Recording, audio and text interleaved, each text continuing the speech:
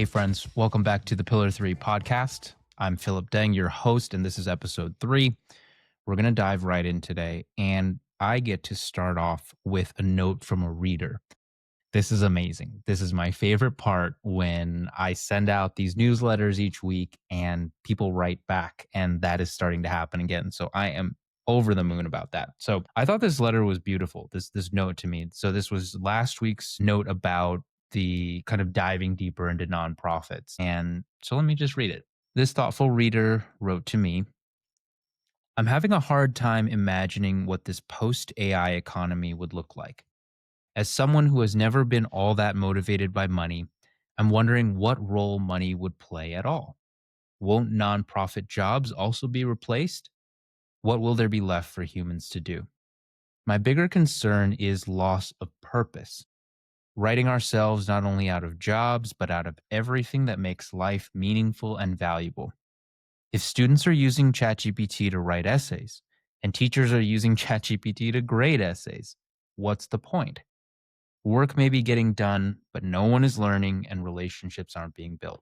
Well, this reader has nailed the fundamental question that I think is underneath all of our big AI debates right now. As they put it, if AI reduces both our struggles and our agency, what purpose remains?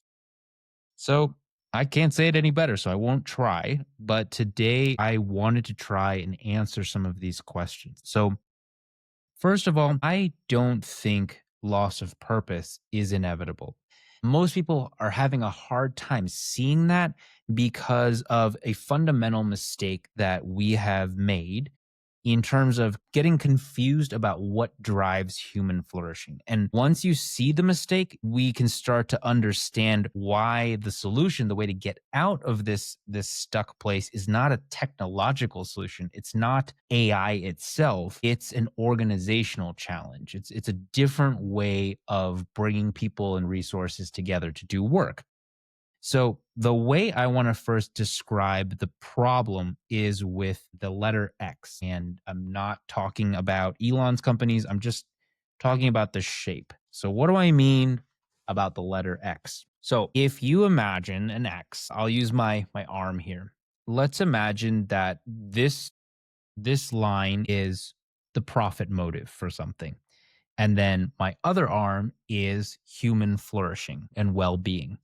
So there's always a sweet spot in the middle when those two align, but they never stay aligned. And I think what's happened is we take the initial part of profit seeking, what I would call the convergence, and everything is getting better. Wow. Food is getting cheaper, technology is improving, science is expanding the quality of our life. It's everything's getting better while the two sides of the X are approaching one another. So human well-being and profit seeking are converging. Then they hit a sweet spot, and then profit keeps on going on its own way. It's a force. It is not something magical or intelligent. It doesn't care about human well-being. It is not some wonderful fact of the universe that if we just pursue a lot of profit, it'll just make all of our lives better as well. But I think we've all heard that kind of thinking quite a bit in our lives. And it's just because of that first part. And then the problem is profit keeps going in one direction and human well being keeps going in the other direction. So that's the X shape that I'm talking about. Let's go one by one. Food. There was an X-shaped pattern for food. The convergence was from the 1800s to the 90s. So we started to mechanize and systematize the way that we grew and transported food. Refrigeration, for example, allowed different kinds of foods, different proteins especially, to travel further distances and be stored longer, which meant that they were cheaper. And so more people had access. So from the 1800s to the 90s, when the profit motive enters food production, both profit and human nutrition are improving dramatically. They're getting more protein, more nutrients. You can see this in life expectancy. From the beginning of the 80s to the mid 1950s, human life expectancy doubles, more than doubles, which is astonishing. It never had happened before in hundreds of thousands of years of human history. And I mean, if you think about what a gift that is, it's incredible, truly. But then what happens is the same technology that started to make food, good food, nutritious food more widely available, it keeps innovating. It keeps figuring out new ways to make food cheaper and more shelf stable and more flavorful, aka addictive. And now what we have, we all know this, we have junk food. We have things that are barely food. They taste really good. They're salty, sweet, fat. They use preservatives so that you can keep them on the shelves for a long time. We use artificial flavors, fillers, sweeteners, all these kinds of things that increase the profit margin because these are cheap ingredients that still taste good when you eat them. But as far as the nutritional content, or perhaps it's not even about nutrition, it's actually a harmful thing where if you eat very much of it, you start to get all kinds of health problems. And we are actually seeing that same life expectancy that went up for over a century, it's starting to decline, at least in the US, which is a shocking thing in 2025 when we have artificial intelligence that we can talk to and can do all these kind of things. Our life expectancy is going down. That is wild. And what's happened there is you've got the X shape. Now you're in the divergence. The convergence was from the 1800s to the 1950s. The sweet spot was probably in the mid 20th century. And then ever since, we just keep getting cheaper and cheaper, worse food, more and more food deserts. They only have access to the really cheap, really unhealthy stuff. And so you see that that's happening with the food system, but there's also another current data point that you can look at where you can see how it doesn't have to be this way. Remember I said earlier, I don't think we have to sacrifice purpose. If you look in Europe, they have many of the same products that we do, but if you look at the ingredients on their nutrition facts on the back label, you would be shocked at how different they are. So some of the things that I found are that McDonald's French fries in the US have something like 19 ingredients, whereas McDonald's French fries, same company in the UK, have four ingredients. Actually, three if you don't count salt. So what's going on there, right? I mean, it's McDonald's, right? Why do ours have 19 ingredients? Good question. Heinz ketchup, cereals. If you look at, I'll try to find a graphic and put it up on the screen. But if there are cereals, the exact same type, whatever the brand is, in the US has way more ingredients, especially artificial colors and sweeteners. Whereas in Europe, these things are prohibited by law. And so the companies have to find a different way to offer that product. And they do. So it just goes to show that you can bend this shape. It doesn't have to just go off in infinitely divergent directions. You can start to shape that curve a little bit. So we'll come back to that. But I also want to talk about housing. And if you'll notice, we're kind of moving up Maslow's hierarchy. So we've got food. Now let's go shelter. In 1970 in the US, median home cost 2.4 times median income. So once again, 1970, the median home cost 2.4 times the median income. Today, it is 7.2 times the median income. Housing is a basic human need, and now it has become a profit extraction vehicle. What is the purpose of a house? It's shelter for people.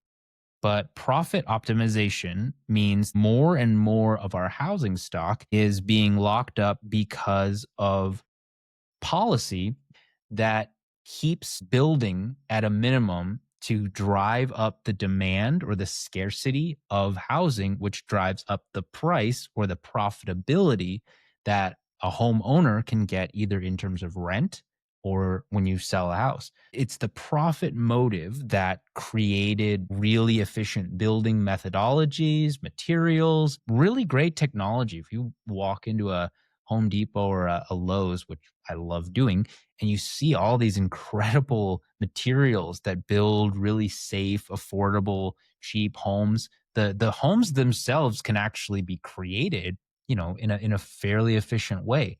But why then is it so expensive to buy a home?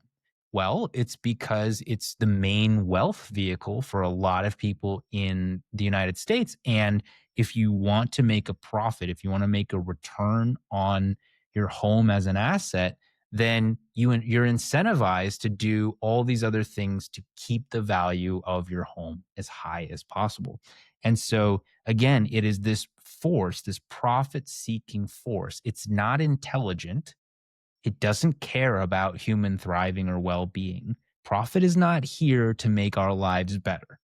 Profit is here just to replicate itself. And it's doing that. And it's making housing prices completely unaffordable and out of reach to younger generations. Same thing in healthcare. 1996. What is the price of a vial of insulin? It's $21. 1996. I remember 1996. I have memories from 1996 when insulin was $21 a vial. 2019. How much does a vial of insulin cost? $75. Did they make insulin a lot better? No, it's the same drug. It's the same drug it's been for decades. No improvements. So what happened? Profit happened. The purpose of insulin is to keep diabetics alive. But profit optimization wants to maximize the extraction from a captive market. Inelastic demand is what they call that. These people have no choice. They can't shop around. They can't decide, I'm just not going to have my insulin this month, you know? So it just ratchets up until it's getting every last drop. And again, I will say this one more time.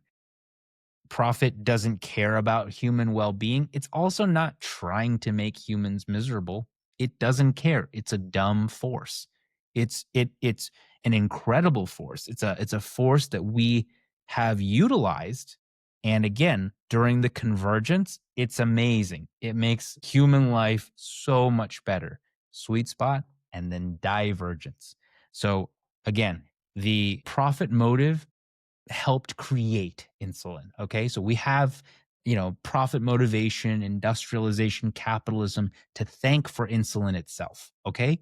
Great. And we also have the same force to thank for the fact that it is completely out of crazy out of whack pricing right now for the same drug that cost $21 in 1996. Which brings me to this week's article. So what I did was I looked at Meta Platforms, Facebook's parent company. They own Instagram, they own WhatsApp. They have something like 0.4 billion people using Meta Platform software every day. So almost half of the planet uses some Meta platform every day. And then what I found was the average amount of time people are spending per day. And so I figured out, okay, how much human time is getting sucked into Meta platforms every day? And it was like 4 million lifetimes.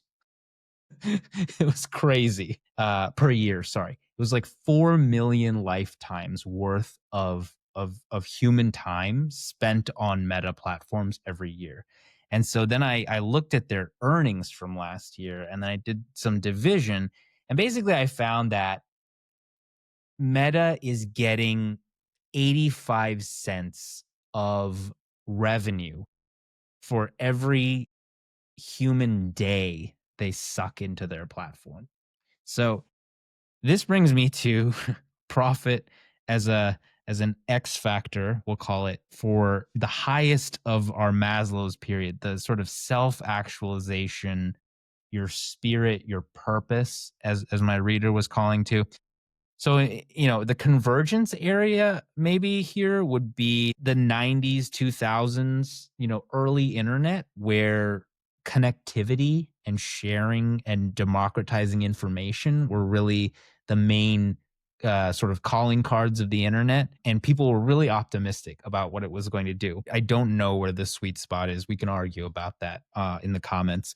But the divergence, I would say we are squarely past the intersection of the X. We are definitely, in my opinion, going in different directions now where the profits of the big tech attention conglomerates are going in one direction and human well-being is going quickly in the other direction. I mean, we can look at this through addiction, digital addiction, anxiety, loss of sense of purpose, loneliness epidemic, mental health issues in young people, body image stuff, AI scams or misinformation, disinformation, the disintegration of our political discourse. I mean, you name it, we're definitely in a place where more information, more connection is not really leading to a healthier society, I would say. I'd say it's shredding the social fabric. So let me bring us back to another part of the letter I received. It says, as a religious person, I strongly believe the purpose of life is to become more like God and to learn to choose good. If AI reduces both our struggles and our agency, what purpose remains? Bravo. Absolutely the most important question anyone has asked me about AI that I can recall. So, what we need is a different shape, right? Instead of X's, we need O's. It's funny that it ends up as X's and O's. There's probably something kind of universal or a vibe there, but they're kind of opposites, right? You look at this X and they go off in infinitely different directions, and then you have this O, which is again this infinite cycle, and that's the shape that I want to bring up now. So now that you got the X, the profit seeking X, what about the purpose driven O? So key question that my reader asked: what role would money play in this economy? Let me answer this with a story about a bakery that I haven't been to yet, but I've read all about. And next time I'm in San Diego, you can bet I will be there eating a lot of stuff. So the bakery is called Wayfarer Bread and Pastry. It's in San Diego, California, and the proprietor's name is Crystal White. And the reason I bring up Wayfarer is a couple of reasons. So, number one, for those of you that don't know, San Diego is pretty expensive. So, I just want to put that marker in the sand to say this is a very profit driven, apex capitalist place. It's beautiful in San Diego and it is expensive in San Diego. Now, Wayfarer makes artisanal everything: pastries, croissants, bread, baguette, everything by hand using the absolute highest quality ingredients that they can source. Now, here's the fascinating part. Crystal could easily scale her operation. The brand is incredible. She's got this giant loyal following. She could use cheaper ingredients. She could automate more of the production. She could franchise Wayfarer. All of these things would increase her profits dramatically. But she doesn't do that. Her mission statement is quality over convenience. And she uses this to make every business decision. As she puts it, I believe that it's okay to intentionally stay small and keep quality as the focus of your business above all things. So, how does money work here? Wayfarer makes plenty of money. They're thriving in one of the most expensive markets with a premium product. But the money serves the mission, not the other way around. So, their revenue goes towards paying staff well above market rate, sourcing the best ingredients, maintaining craft level production methods, and supporting local farmers and community. Now, this is not a charity, obviously. This is a really elite bakery. It's not a nonprofit in the traditional sense, but it is exactly what I mean when I talk about expanding the nonprofit sector as a strategy for dealing with AI displacement. What I mean is this business generates surplus revenue, just like all sustainable nonprofits and for profits, but it doesn't make every decision just to maximize the surplus revenue. It's not trying to max out the money it earns. There's a higher purpose that Crystal has articulated very, very well.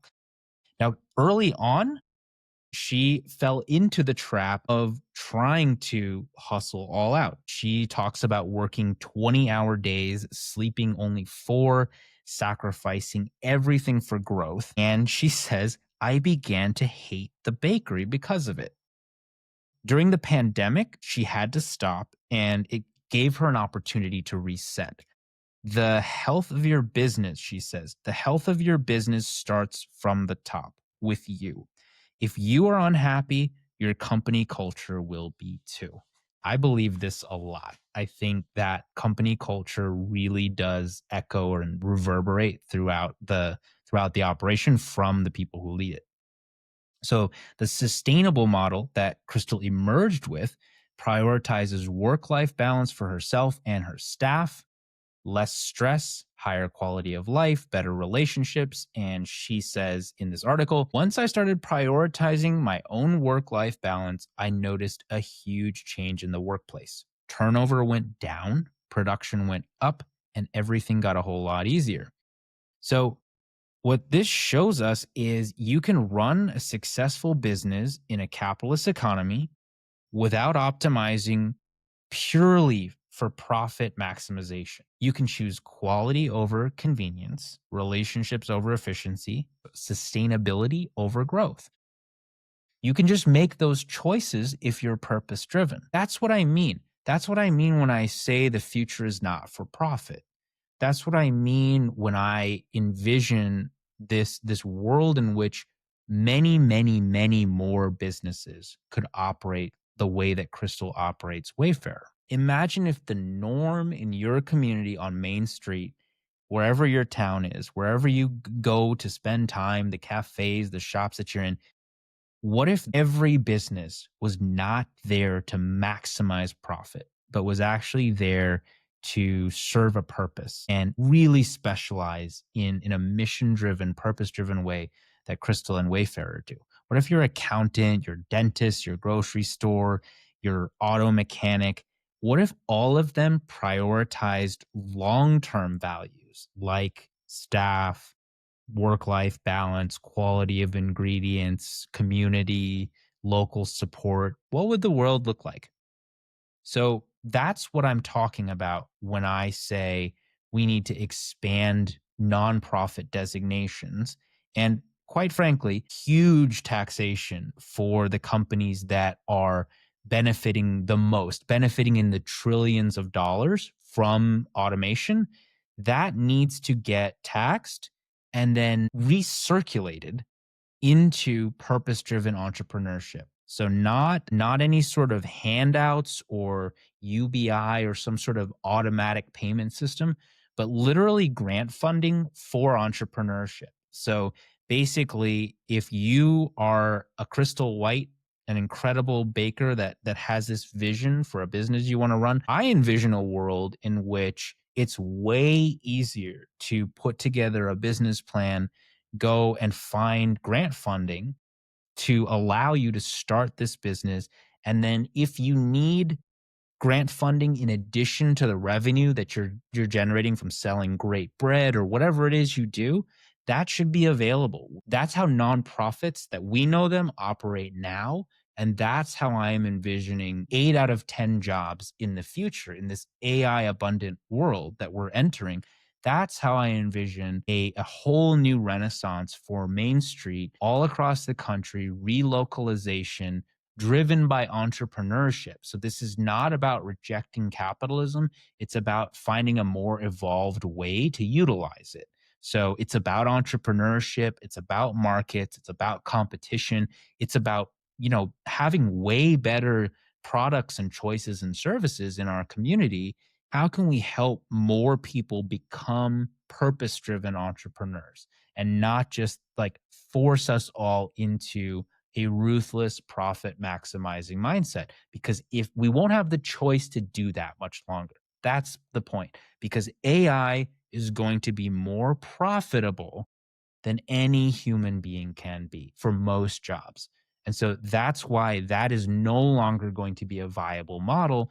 That's why we need this third sector of the economy to open up so that we can have tons and tons of Wayfarer bakeries and other kinds of purpose-driven businesses, nonprofits in this new way all across the land. That's what I'm envisioning. So let me bring this back to the reader's questions, just to summarize this again.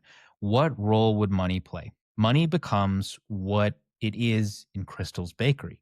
It's a tool for coordinating resources towards a purpose, but it is not the purpose itself. What will there be left for humans to do? Everything Crystal and her team do at Wayfarer, crafting beautiful things, building relationships, serving their community, developing mastery, making daily choices about quality and values. That's a lot. And again, it's not just in a bread context, but anything you can do entrepreneurially, you can do it in this way, the same way that Crystal does. So the AI question, could AI help Wayfarer? Yes, absolutely. But the way Crystal would deploy it would probably be to enhance the craft, the relationships, staff quality of life, but not to replace the staff, right? And I think it's a choice. We need time to do that. We need the choice to be able to say, hey, we don't want to fire these people, even if it's more profitable to do so. We want to keep them around so that they have enough time to actually learn how to use AI and then create something really cool. I mean, that's one of the things I fear here is that when a lot of people say AI is not going to take your job, somebody that knows how to use AI is going to take your job. I mean, yeah, until the AI learns how to do what that person's doing, and then they're out of a job too. The point is, AI is going to go so fast. So, what we need is a different system that allows the group of people working together to say, hey, that's not how we're going to do things. And by the way, we get to choose that. We get to do that. We saw Europe said, we're not going to eat these kinds of foods. We're not going to allow foods with these kinds of fake artificial ingredients to be sold. And that way they won't go into our bodies. So we can choose to do these things. But again, when we make profit into this kind of divine, like magical thing that just, if we just max out profit, humans will come along for the ride. They are totally unrelated. You need purpose. You need human choice. You need human intelligence and agency. We made this system. We have to choose how to make a better system. It's not just take our hands off the wheel and let profit take over. So let me leave you with some questions. Why do we assume businesses have to optimize purely for profit maximization? Why do we assume that? Why don't we consider more Wayfarer like examples? Why can't Wayfarer, that model, become the norm instead of the exception? What if we had thousands of Crystal Whites, millions of Crystal Whites and Wayfarers starting businesses, really awesome, bespoke, artisanal, localized businesses, cherished by their communities, offering incredible new specialized services and products, making deliberate choices to prioritize that purpose, that mission above profit. Still needing to keep the lights on, as they say, but that's not the point. The point is something higher. What if the country had millions of those? So wrapping it up, it really is about X's and O's, right? We have seen this X-shaped, profit-driven convergence where it's all good until it's not, until profit keeps on going in its direction and what we need as people, as human beings, goes in the other direction. We need a different shape. We need an O. We need to be able to create a profit and then put it towards a purpose. Create the profit again, put it towards a purpose. That's what nonprofits do, right? That's something that people haven't really seen as their unique technology. But again, that I think is going to be the shape that's really important when AI becomes a big force in the world. And companies like Wayfarer show us what happens when you do choose that more sustainable cyclical model.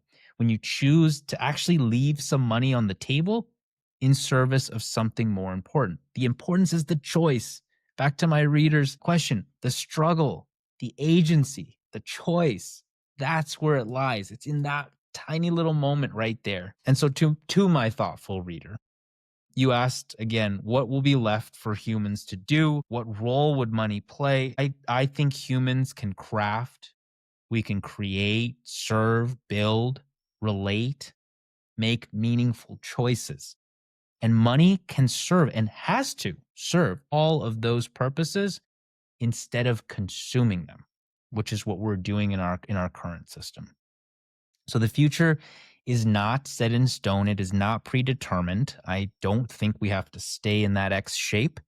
We can choose. We can choose a different shape. We can choose a different way. The reason why I think so is because people like Crystal are doing it right now. You can go to San Diego, you can buy one of her croissants, you can eat it, and you can literally taste what purpose tastes like. Thanks for listening this week. And I'll be back next week. But the last thing I want to put out there is a call for guests.